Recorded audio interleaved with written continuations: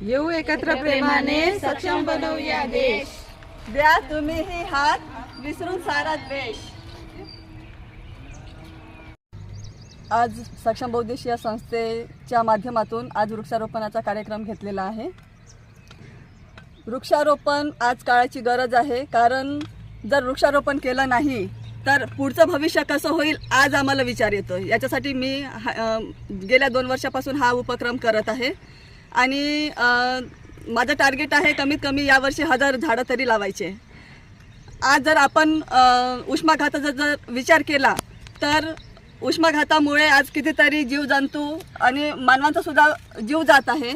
तर त्याला कंट्रोलिंग करण्यासाठी आज हा आम्ही छोटासा प्रयत्न केलेला आहे आणि काळाची गरज म्हणून प्रत्येक व्यक्तीने एक व्यक्ती एक झाड हा उपक्रम तुम्ही पण सहभागी व्हा.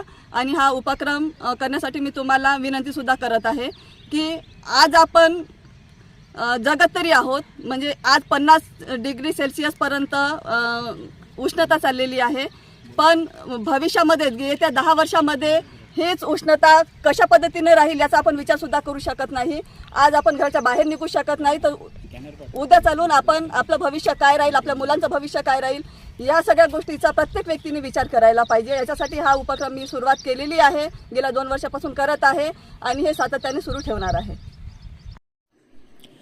जग हे विनाशाकडे चाललं आहे. याला कारण ठरत आहे आजच्या विज्ञान युगातला प्रगतशील मानव.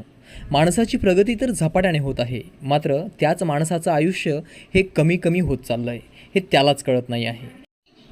आणि याला कारणीभूत ठरत आहे युद्ध पातळीवरची होणारी वृक्षतोड. मोठमोठ्या शहरात आता बिल्डिंगचं रान उभारत आहे. याच पार्श्वभूमीवर सक्षम बौद्धिश संस्थेचा एक व्यक्ती एक झाड हा उपक्रम समाजाला दिशादर्शक ठरत आहे. बघत रहा आपला हक्क मराठी न्यूज चॅनल. आवाज आपल्या हक्काचा, शोध सत्याचा.